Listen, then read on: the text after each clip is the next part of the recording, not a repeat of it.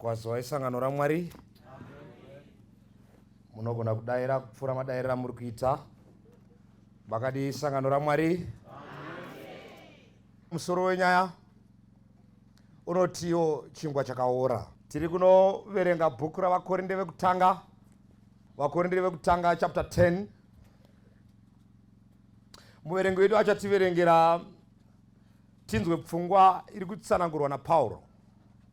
Paul ari kutaura pfungwa iri very important. Paul anda kuti tirangarire patiri kufamba rwendo rwechikristu kuti handisi tatanga kufamba. Pane vamwe vakambofamba kumashure, saka is worried kuti pamwe tinogona kuita mistakes kana kufamba semafambiro avakaita pakutanga. Right? I want you also to understand kuti kana tichiverenga Old Testament, zvatiri kuwana muOld Testament, everything is literal. Patinopinda muNew Testament, everything becomes spiritual. That is why mukadzi weSamaria paanotaura naJesu vakagara patsime, John chapter 4, akada kutanga kutaura zvinhu achiti madzibaba edu ainamata mugomo reGerezaremu, asi vaJudha muri kuti tiende kuJerusaremu tononamata ikoko. Zvikanzi naJesu, mai, nguva yakwana nazvino nguva yasvika yekuti vanonamata baba vakumunamata mumweya nemuzvokwadi. Tapinda munguva yekuti everything now has become spiritual. That is why kusina temple in Jerusalem. Paul anotarisa nyaya yacho obva ati imimi ndima temberi yaMwari. You are now the moving temple of the Lord. Temberi yachinja. Ukaverenga bhuku raEphesians anotaura kuti hamusiri vaeni kana vatorwa asi mave bho, nekuti makatorwa kuti muvakwe pamusoro pekereke yaMwari. Vapostora navaprofita varivo nheyo, Kristu Jesu iye amene ndiye ibwe repakona. Muri kuvakwa kuti muzadze temberi. Kureva kuti takagara panapa tiri zvidhina zviri kuvaka temberi yaionekwa kuJerusalem kuOld Testament iri literal. Kana taa muNew Testament tisu taa temberi yacho pamweya. Saka Paul anotarisa nyaya dzekuOld Testament dzakaitika dziri literal, oda kudziapply kwatiri kuti dzive spiritual. Isu tiri kufamba tiri mumweya. Ndosaka uchiona Romans 7 inoramba inoti vese vari munyama havagone kufadza Mwari. Vese vari kurarama vari munyama havakwanise kufadza Mwari. We must be spiritual because now things have changed. Saka toda kuverenga vakorinde vekutanga chapter 10. Pane pfungwa iri papo iri kutaurwa naPauro. Uya muranda waMwari uverenge verse 1 unomira uri paverse 5. Ivo vakateerera. Inoti kudii? Nekuti handidi hama dzangu, right? Kuti murege kuziva kuti madzibaba edu ose akanga ari pasi pegore. Ndinotya kuti mungakanganwa kuti madzibaba edu ose aimbova pasi pegore, right? Verenga.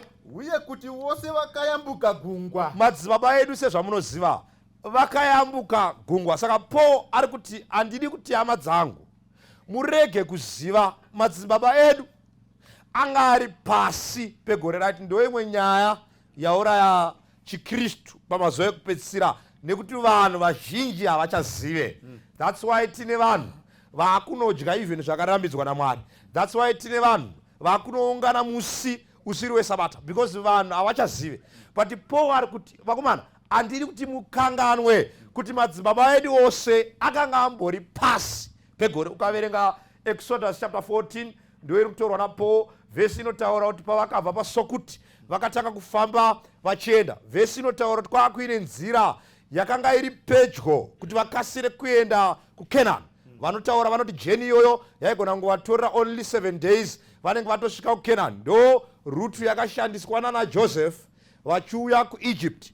But Mwari anonzi akasarudza kuvaendesa nenzira iri kure. Vhesi inotaura kuti vachingobuda paSokuti vachienda kubuda muEgypt, inoti pamberi pavo pakava negore rakavatungamirira.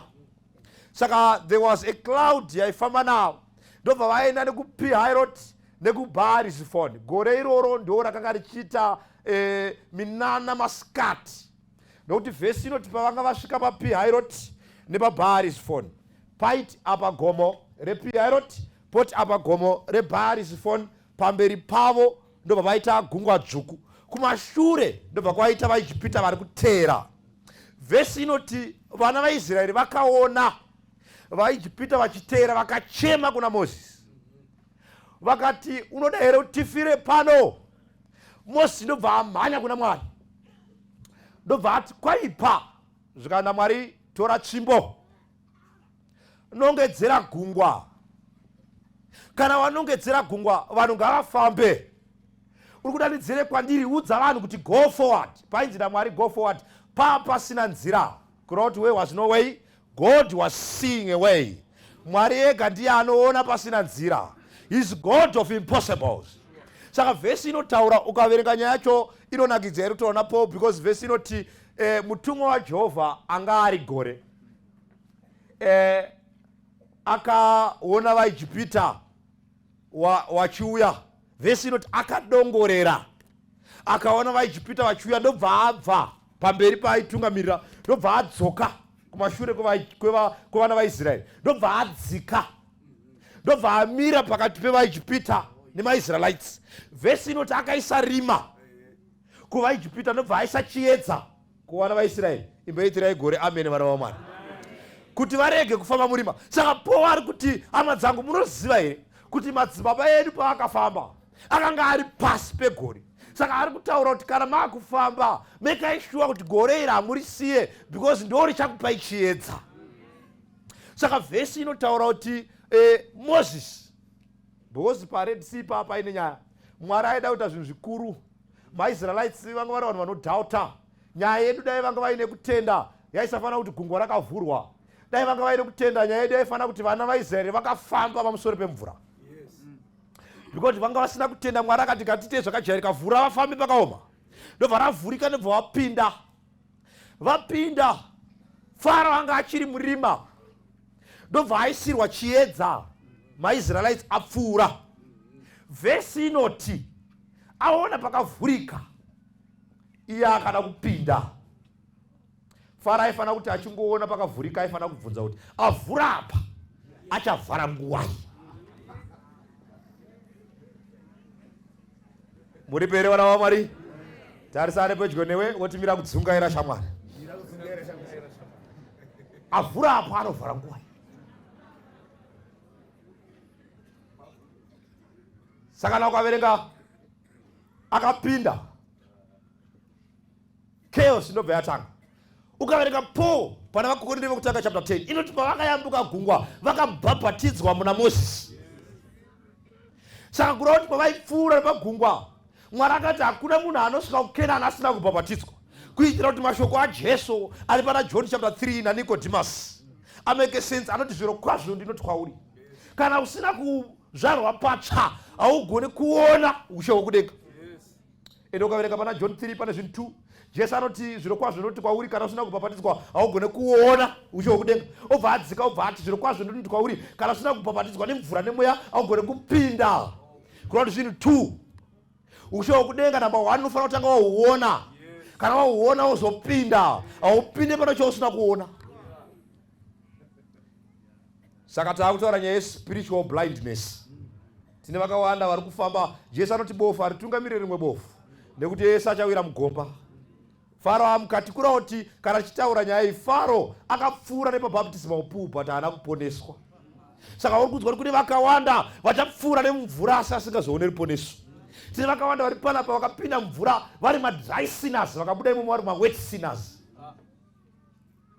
Akapinda mumvura ari mutadzi akaoma, akabuda imomo angori mutadzi munyoro. Tarisa ari pedyo newe woti hamusimukirehwa here?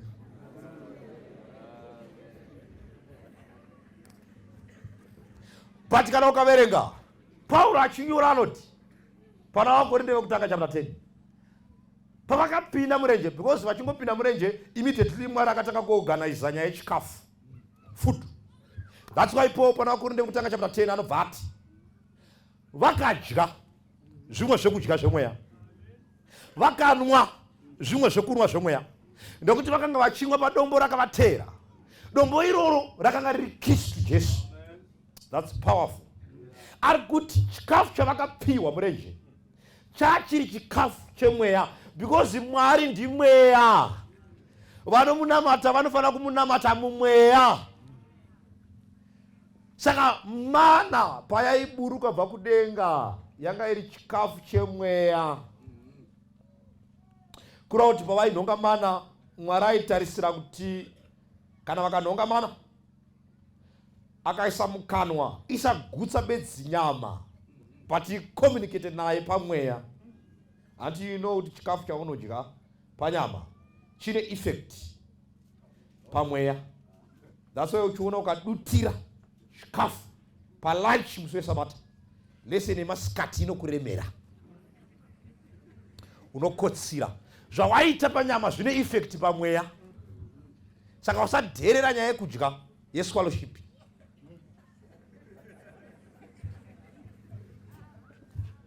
Saka vhesi inoti vakadya chikafu chemweya, right, vakanwa. I think mvura yavakanwa yemweya tichaidzidza mangwana, but toda kutanga nechikafu chemweya chavakadya.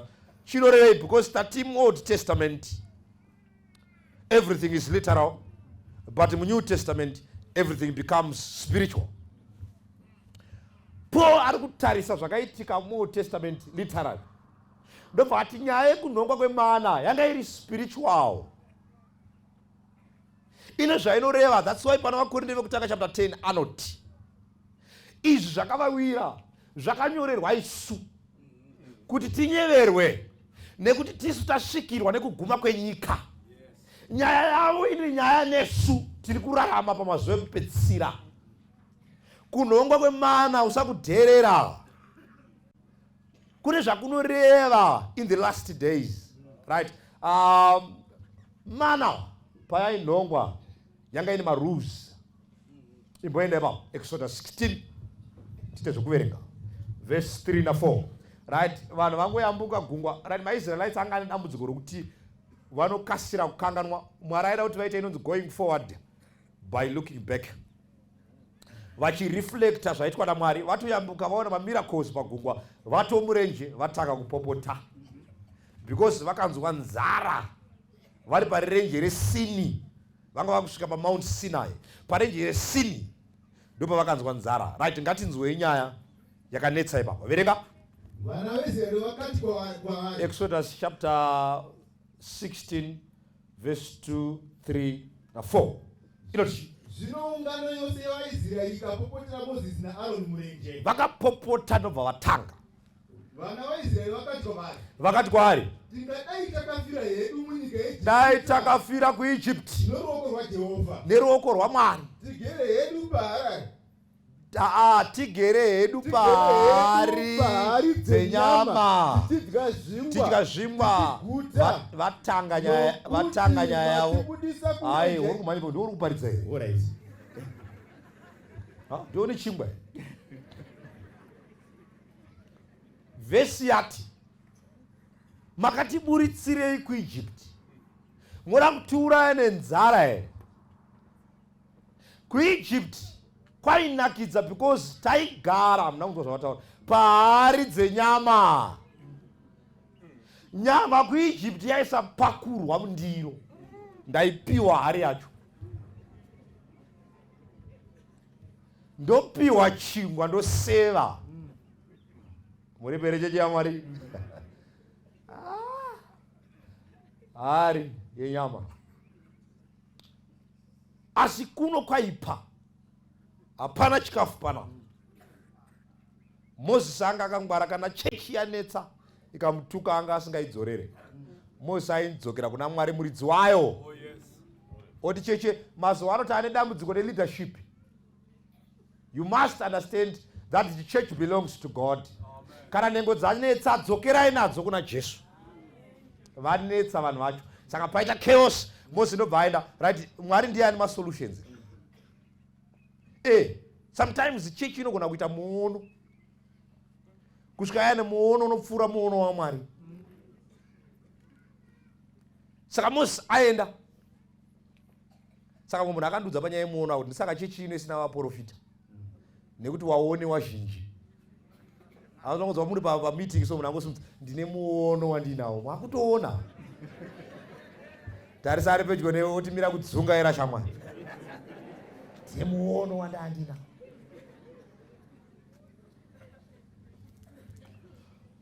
Alright. Jehovah akati kuri verse 4 teraunzwe. Right? Now this is the spiritual lesson. Verenga. Ipapo Jehovha akati kuna Mozisi. Jehovah ndobva ati kuna Mozisi. Tarisa. Ndichakunisira chingwa chinobva kudenga. Ndoda kuburutsirai chingwa chinobva kudenga. Vanhu vachafanira kubuda. Vanhu vanofanira kubuda kunozviunganidzira chingwa. Right? Chingwa chiri kuuya chinobva kudenga. But zvinoitika ndezvokuti vanhu vanofanira kubuda vonozviunganidzira chiyero chinoringana zuva rimwe. That's powerful. Chingwa kana chidona chaidona makiseni. Chaidona zuva risati rabuda. Kana uchichida waimuka makiseni zuva risati rabuda. Zuva rikangobuda zvaraita izvi, iwe usati wachinhonga chaidissolva, chainyunguduka. Kureva kuti kana uchichida waitomukira.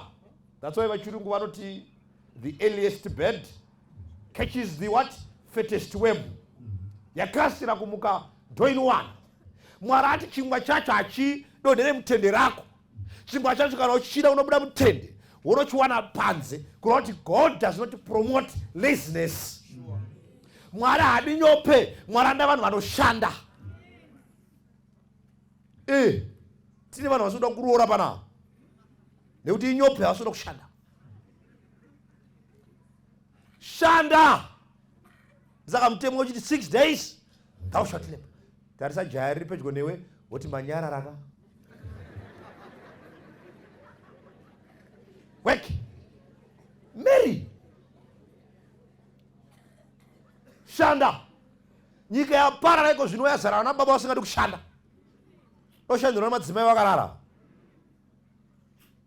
Work. Muka makiseni. Shanda. Vaenda hanzi kana wakunhonga chingwa chacho unonhonga chanhasi chinokuringana. Aunhonge nechemangwana. Munamwati waJesu uri clear unokonfirma pfungwa iyi. Tipei zvekudya zvedu zvakatiringana zvanhasi. Our daily bread. We don't need victories for tomorrow. We need victories for today. Tapiwa nhasi. Mangwana kana auya totangira ipapo. Saka Jesu achiti iwewe usanetsikana nezvemangwana. Because mangwana wacho ari kutonetsikana kuti kwakamira sei mangwana. Ranhasi ndiro rawapiwa. Work for today. Saka ndo marules aya.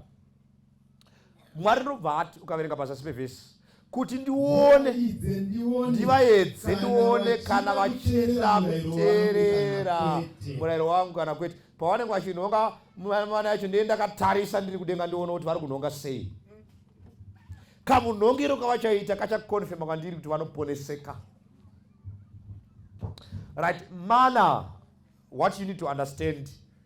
Waiti ukarara nayo bedzi ukangofunga kuti mangwana haiuye imwe, mangwana haiuye imwe, ukangoti ndinoda kuiunganidza yakawandisa ndichengetere nemangwana, manhere acho honye dzaifuma dzirimo dzichiprotesta imo dzichiti mukuru akati kudii.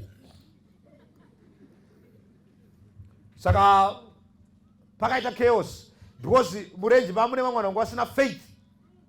Vaidhauta kuti mangwana Mwari anoburutsa imwe. That's why Hebrews 11 verse 6 inoti without faith it is impossible to please God. Saka vakataka kuunganidza honye dzaipinda. Right, what you also need to understand pamusoro pemana. Mana ini musi 1 wayanga isingaite honye. Friday vainzi nongai with the double portion. Kana manhonga with the double portion munorara neimwe makiseni iyoyo yaimuka iri fresh.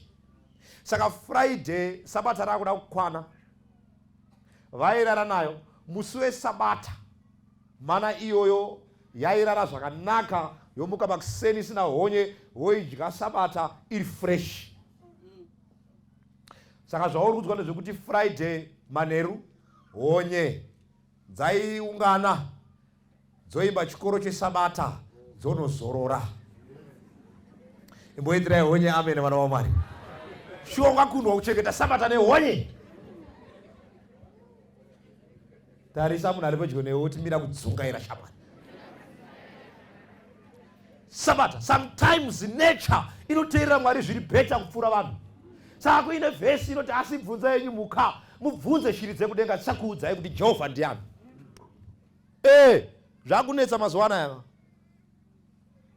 Ukatora tsuro hono mbiri ukadzivharira mukeji adzirare dzese. Asi mazuva anaya varume vairi bedzi kungwavharira pa1 wawana kuti wata wese. Dzatoongochani. Imbotarisa munhu ari padhuze newe. Ndatarisa munhu ari padhuze newe. Womuti mazuva akaipa shama. Warume ngoza kana kungovharira bedzapo. Wakutiza mutemo newakadzi. Nature sometimes inoteerera Mwari kupfuura vanhu zviri beta. Vanhu pavakaona chingwa ichi chino changa chakaita ukaverenga Psalm 78 inoti vakadya chingwa chevatumwa vakapiwa zviyo zvekudenga. Pavakaona chingwa ichi vanga vasingachizive. Changa chakaita kunge kakeke kadiki. Hadzaka vakati vachichiona vasingachizive vakati chinonzi mana zvinoreva kuti zvinyiko izvi. Tati tiri kuda nyama panapa. Dzataidya ameno zvatakupiwa. Zviko izvi. Vakashora chingwa chekudenga. Vachiti zviko izvi. All right. Vakafamba, right, diet yaMwari yaiti makuseni breakfast inenge ine chingwa nemvura iri kubuda mudombo. Masikati lunch ine chingwa nemvura iri kubuda mudombo. Manheru chingwa nemvura iri kubuda mudombo. Ndo changa chiri chingwa, ndo yanga iri dinner, ndo yanga iri diet yaMwari. Chingwa nemvura kusvika masvika kuKenani. Handina chimwe chandinokupai. Ndo chikafu chenyu ichocho kusvika masvikawo. Ndo chinobva kudenga, ndo chandokuprovidai. Kana une zvimwe zvaunozoita woita wega. Saka vanhu vachifamba manje 40 years munachirova chingwa makuseni nemvura. Masikati chingwa nemvura. Manheru chingwa nemvura. Makatanga chaos manje murenje. Vanhu vakati hatichazvigone. Zvakurwadza. Numbers 11 verse 4. Chii chakaitika? Zvino vatorwa vazhinji. Right, vakati vafamba manje. Vatorwa vazhinji vakanga vari pakati pemaIsraelites. Vakatanga manje kufa nenhomba yenyama. Vana vaIsraeri vakachemawo vakati, ndianiko anotipa nyama kuti tidye? Imbomira matanga chaos. Nyama. Vese yataka ichiti vatorwa. Be very careful ine vatorwa vari pakati pedavo. Vatakabhabhatidzwa navo. Vakanga vatopfuura nepa Red Sea vakatobhabhatidzwa. Vese inoti vakatanga kufa nenhomba yenyama. Nyaya dzenyama idzi kuti nyama hadzina kutanga kunetsa nhasika. Ipo pakati pedavo tinonasawo nyama nasamuriwo ipapapa. Wakasangana wawirana nokachikakatana. Nyama. Wakatanga, right, vanhu vari kunzi vakachemera nyama iwo haunzwise nyaya. Ukaverenga Exodus 12 inoti pavakabuda kuEgypt pakaverengwa 600,000 men. 600,000 men on foot. Pasingaverengwe vana nevakadzi. Saka ukatora varume 600,000 ukavaisa. Ukapa murume mumwe wega ipapo mukadzi wake. Va 1.2 million people. Ukazoda kupa ipa zviwana. Saka ngatingoti tangopa range ye 1-2 million tawaisa. 1-2 million iwawo. Wanzi nevhesi vakatanga kufa nenhomba yenyama. Wakatanga kuchema wachiti ndiani angatipa nyama kuti tidye. Right, hauzinzwise. Uyai kuno madhara muri wai. Uyai vanga vachiimbisa mumira. Ngatishandise madhara anga achiimba. Imbotipa kuno maiki yavo. Uyai mire pambera vanhu vakuonei. Ndakutorerai 1-2 warume wairi. Right, wakomana zvandinoda kuti muite varume. Ndoda kuti imba elders muchemere nyama. Oi, itaito, muchemere tizo. Muchemere nyama tizo. Ai, wakuchema wakubana, chemai. Muchemere nyama. Chigare basi. Wanoruta waruma. Warume wairi bedzi. Aw. Ko 2 million one. Warume wairi hanzi waichema matende nyama toda nyama pana. Ende waichema wachigadzira recipe yezvavaidya. Iyi manje inonzi recipe yemapenzi. Inzwa majira vaita nyama yacho vaita sei kuIjipita. Inzwa torangarira chi? Tinorangarira hove dzataidya idzi. kuIjipita taipiwa hove dzacho varotanga mana vaitengeserwa. Hove dzacho taasingatengi. Namakake. Taisa makaka imo. Namamwiwa. Toisa manwiwa imo. Toisa rikisi imo. Toisa anyanyisi imo. Toisa gariki imo. Asi zvino. Mireva iyo uri manye piko iwe. Pane nyaya. Baba wanoruta. Wanenge wakagara pasitovu wachitarisa so. Isai mvura wedzera imwe. Imbondiraidzai. Mai wachitora spunu wachiraidza maoko kudai. Wachindanzvira rurimi kudai. Baba wanoruta. Tarisa baba vari pedyo newe woti dzikama shamwari. Reka madzimai abike. Uri kuitei ipapo? Wedzere mvura. Watanga kunetsa. Recipe mapenzi wakutobika wari ipapo. Kana vakataura nyaya yehove vazvidza Mwari ndo zvamusina kuziva. Because hove dzavari kutaura vachipiwa kuIjipti dzaitorwa muRiver Nile. River Nile was considered as a god in Egypt. Anga ari Mwari wekuIjipti. That's why vasikana vaivaya vana vaKatamosi II vakaenda kunogeza kurwisi. Zvaitendwa kuti ukageza muRiver Nile vamwari vanorara newe vokupa mwana. Saka pavakaona Mozisi ari mutswanda vakafunga kuti mwana abva kuva Mwari. Vakamuisa mukati mutemberi. Saka vari kutaura mamazwi kuti Mwari wekuIjipti was better because anga ane diet iri sweet. Fura Mwari ari muno. Wenyu uyu izwa zvakutaura vakati chiya mweya yedu yaoma. Asi zvino mweya yedu yaoma.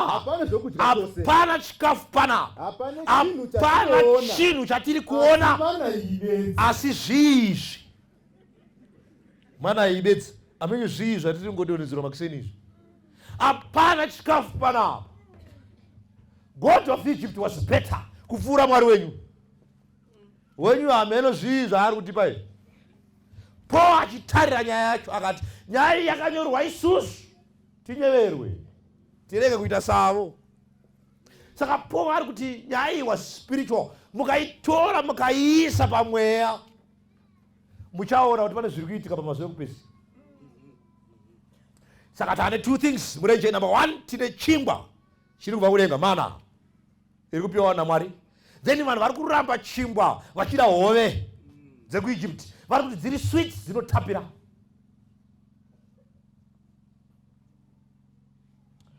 Ande muNew Testament Jesu ndobva auya muNew Testament posauda kunamata. Apinda muNew Testament Jesu ndobva atanga kuparidza. Vandobva vauya with the gospel of the kingdom. Ratanga kurohwa. Jesu ndobva auya nevanhu vandobva vamutanga kumutera. He became the man of the moment. Ndobva anopinda murenje. Apinda murenje ndobva ati garisai vanhu pasi. Vanhu vari murenje Jesu ndobva ati tinofanira kuita history must repeat itself.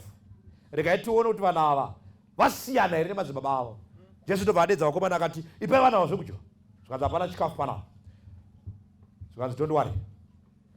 Toita sei? Zvikanzi pane mukomana ari pana ane chingwa nehove. Muremerejeje yaMwari. Now miracle iri kupefomwa murenje. Zvikanzi pane mukomana ari pana ane chingwa nehove. Zvikanzi Jesu ndipewo kuno. Zvinhu tu izvozvo.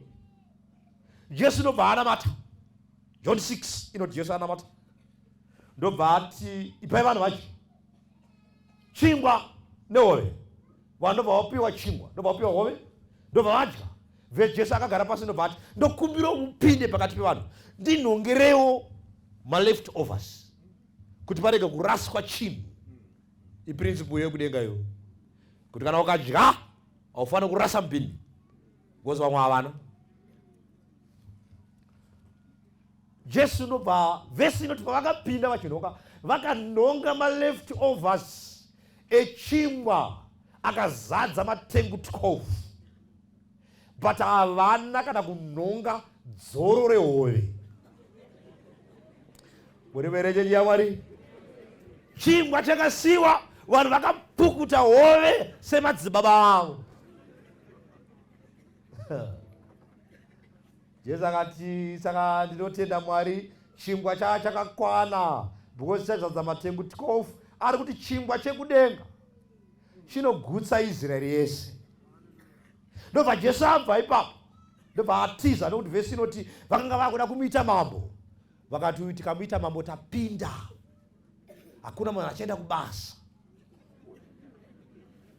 hakuna achaenda kunoshanda. Imagine Makiseni oburutsa chingwa nehoyo torowa, wakatanga kufunga experience yemurenje, vakatagarika.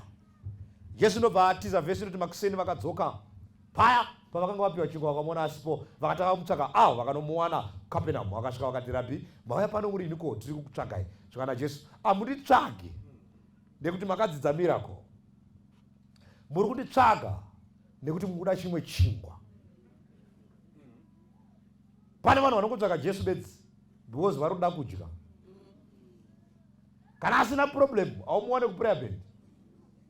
Anoda kuprayer band because anoda kutaimira mablessings aMwari. Vakaropafadzwa vanoti God of the mountain is still God in the valley. Hazvina basa. Tiripo kuprayer band zvakanaka zvakaipa. Tiripo. Ndobva vatanga. Zvikati saka toita sei? Uyane vhesi takuda mwata manje. Takufana kuapply the spiritual lesson now. John 6. Jesu akatiza hapo kuti atange nyaya dzake dzekurenje. Because ada kuti vaone kuti ivo vasati vatendeuka semadzibaba avo. Saka vakatanga conversation yekurenje manje. Pana John 6 vachitaura nyaya yechingwa. Because Jesu akakuvanyima. Vakati chi? Vhesi ya 30. Zvino vakati kwaari, vakati kuna Jesu, munoita chiratidzo chipiko mungaita miracle ipi kuti titende? kuti tikutendei? Verenga. Imi munobateiko madzibaba edu akapiwa mana murenje. Zvakatonyorwa zvichidzi vakapiwa chingwa chakabva kudenga. Nyaya yamuda kutaura yechingwa, madzibaba edu anonzi akatopiwa mana murenje. Chingwa ichi tinoziva kuti chakatopiwa madzibaba edu murenje. Jesu ndobva aona kuti takufanira kududzira nyaya yemurenje, kuti chingwa chavaipiwa chaimirirei. Ndobva zvanzi kudi? Zvino Jesu ndobva ati kwavari, zvirokwazvo ndakuti kwamuri, haasi Mozisi akakupai chingwa chakabva kudenga, but ndibaba vangu vanokupai chingwa chazvokwadi chinobva kudenga. Chingwa chaMwari ndicho chinoburuka kudenga, chinopa nyika upenyu. Verenga. Akati kwavari, vakati kwaari, Ishe tipei chingwa ichi misi yose. Vachingori panyama, ko chingwa chacho muda kuti nyimireiko? Ingotipeika mazuva ese tichirowa. Verse 51 uri kuenda kupwewe. Verse 51 verenga. Jesu ndobva kuti varasika, ndobva ati kudi, ndini chingwa choupenyu chakaburuka kudenga. Kana munhu akadya chingwa ichi anorarama nekusingapere. Chingwa chandichapa inyama yangu, huve upenyu hwenyika. Hanzi naJesu, ndini chingwa. Madzibaba enyu pavaipiwa chingwa murenje vaipiwa inini. Chingwa chatinopa inyama yangu. Saka now I know kuti sei mana yaiora. Mana yairepresenta the body of Jesus. Saka zvavaita vaiudzwa prophecy yedeath and resurrection of Christ, kufa nekumuka kwaKristu. Saka mana vainzi musarara nayo any day kunze kweFriday, mukarara nayo Monday, inomuka Tuesday ine honye. Vari kuudzwa unzi muviri waKristu Mesaya kana akauya mukaona avigwa uri musi wemande, zivai kuti honye dzinomudya. Mukaona avigwa uri musi weWednesday, zivai kuti Thursday miri wake unomuka uine honye.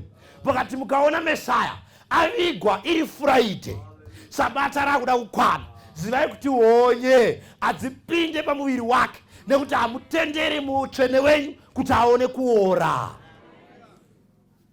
Saka stage number 1, spiritual lesson, mana inorepresenta the death and the resurrection of Jesus. Kuroti mu New Testament Paul ari right, anoti dai Kristu Jesu asina kufa akamuka, kuparidza kwedu dai kusina power. Vese vanotenda mu death and resurrection of Christ vagamuchira mana from heaven. Saka vese vari kutenda vhangeri mana vaigamuchira. Point number 2, mana emirirei.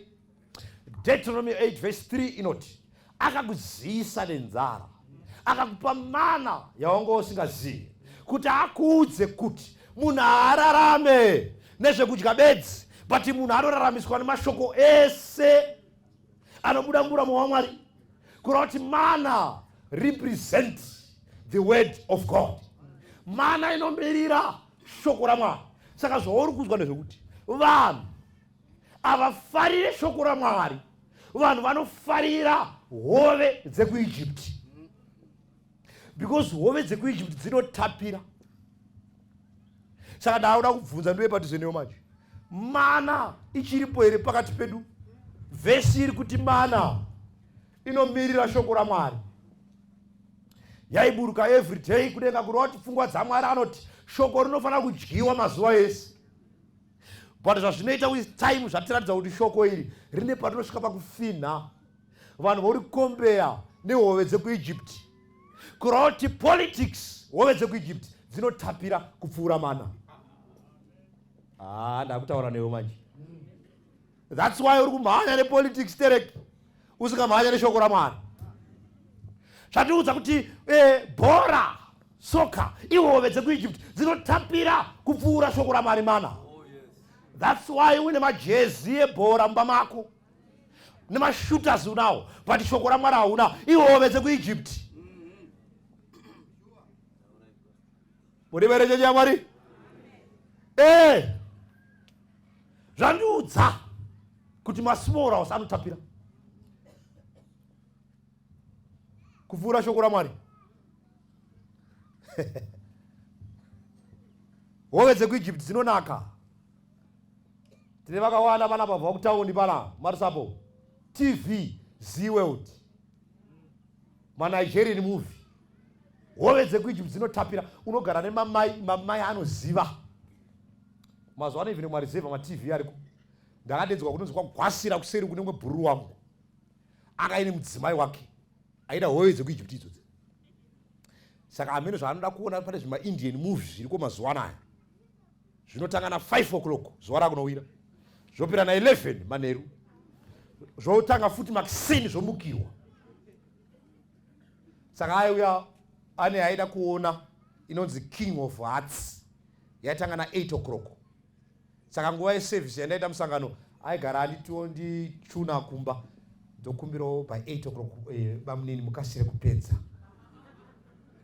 Saka mukaona ndauya nemvura papulpit paya, moza ndiri kuti chivharai, hanga asinafanika.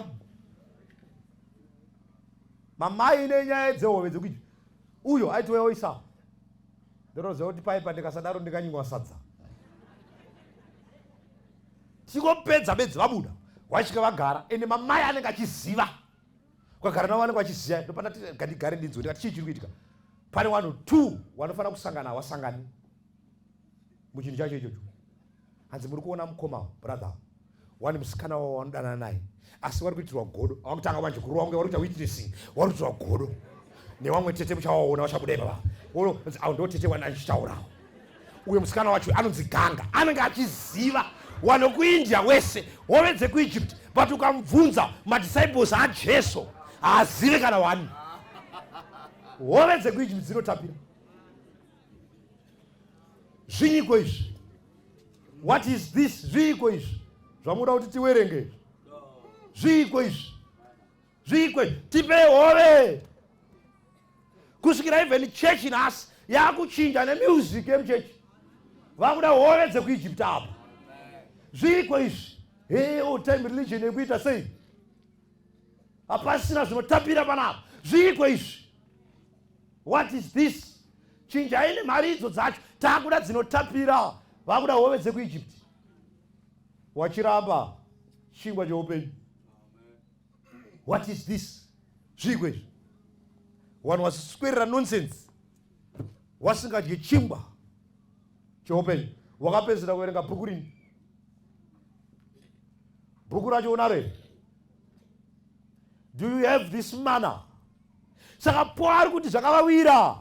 Zvakanyorwa kuti tinyeverwe isusu. Sazochiva hove. Social media, Facebook. Unoswera uripo. Hove dzekuIjipta. WhatsApp. Status unonzwa mazuva anaya. Hove dzekuIjipta. Munhu ngopinda Marufu mtown atanga minana pa status. 24 hours ari pa status. Kungotenga plate yesadza nemabhonzo ebeef. Uyu atogadzika ndiro zvakanaka. Uyu angurowa self akadayo. Totumirwa zvedu. Pasobva anyora kuti uchazviona nemeso ako asaunga zhinji. 24 hours pa status yemunhu paine ndiro nesadza nemabhonzo ebeef. Hove dzekuIjipta. Hapana kana vhesi rinokwidzwa ipapo. Vanhu vachimhanya. Mamai netiwasikana mazuva ano ati mayuthi. Kuda kuonekwa mumastatus. Unopera simba. Hatigone kumira futi tiwandu wacho. Kana mira kakaita kudai. Uda kuti tione manje kana wakadai. Uda kutiradza chii? Tarisa mai nemusikana ari pedyo newe wotimira kudzungaira shamwari. 24 hours uripo wakadayo. Hove dzekuIjipta. Isavhesi. Isamana vanhu vadye. Samana. Ndo basa restatus. Zvakanyorwa kuti tinyeverwe isu tasvikirwa nekuguma kwenyika. Sazoita savo. Katasvika apa ngatina matei ari pera kuti Mwari wekudenga ngaandibetsere ndidye mana ndiifarire mazuva ese. Kana aripo ngaasimuke tinamate naye nhasi. Tinzinzei tipiwe munamato. Matei. Baba wedu vari kumusoro kudenga. Zita renyu ngarikudzwe neutsvene mukati memangwanana ano. Tinoda kukutendai mukati memangwanana ano nekutaura nesu nenzira inoshamisa. Kutitondedza rwendo rwekutenda rwamakatungamirira vana vaIsraeri. Amen. Rwendo rwatinofanira kutorawo mukati meupenyu hwedu. Amen. Kuti tidzoke kushoko renyu. Amen. Kuti tidzoke kumurayiro nenzira yenyu. Mwari maita henyu mukati memangwanana ano. Izovai nesu pamusangano uno. Rambai muchidenha mwoyo yedu neshoko. Rambai muchitibvunza mibvunzo mikukutu. Musatisiya takadaro. Tenderai kuti zvese zvinofanira kutaurwa, zvinofanira kushandura isu zvitaurwe pano.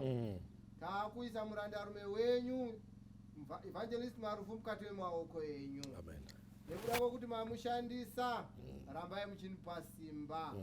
Usarega kubva pamurayiro weshoko renyu nenzira yenyu. Muzita raJesu tinonamata tichiti amen. Biberi nyenyezi yapiwa wafambi wese kutungamira zvampupurizo zvisingazodzimi kujeka kwangu kunotipenyera ndipe Biberi masoko machene ndinotewera kujeka kwaro zvikombedzo zvidzidzo mutemo nerudo zvese zvakumbanamo ndipe Biberi apo ndatambudzwa ngezvitema neurombo hwazvo ndipe mazwiyo Jesu ataura kunditondedza aripo pedyo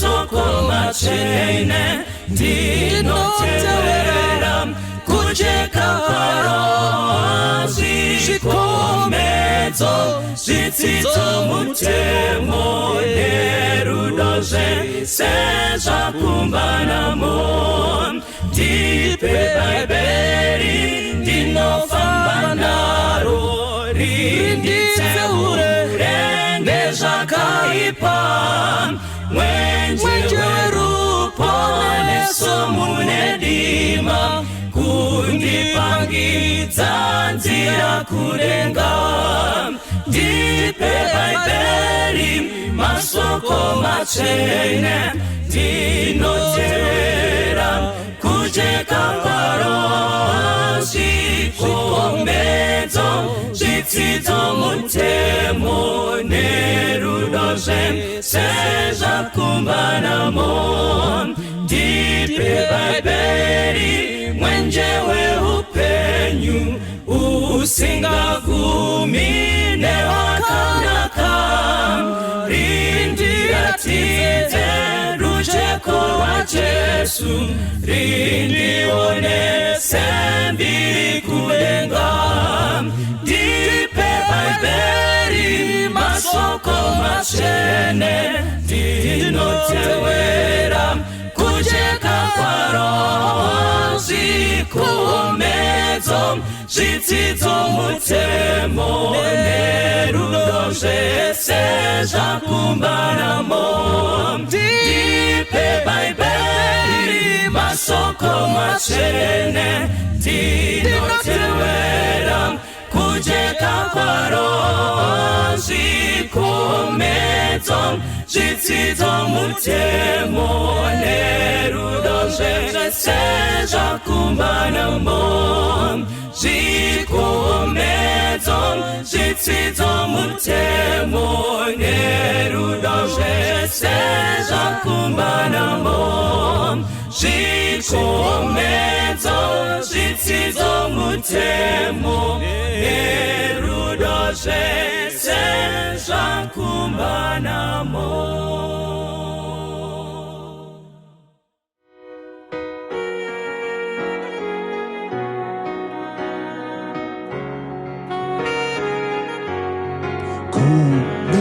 Nekupenya mukomo nekupenya munyanza nemaranzi anogara munzvimbo dzakanaka mukati memoyo wangu mazadzwa nekujeka apo pana muponesi anojekesa kwese okupenya kwakanaka kupenyera mumoyo Jesu anobvise namo anopenya mumoyo dosiya kusuwa kwangu seguwa dzodzekare ndifukidze nekutenda undipe nikutenda kumusha wembiri uyo makandigadzirira moyo wangu unotenda emweya unovuma okupenya kwakanaka kupenyera mumoyo Jesu anobvise namo anopenya mumoyo monesi manditenga dawa wenyu narini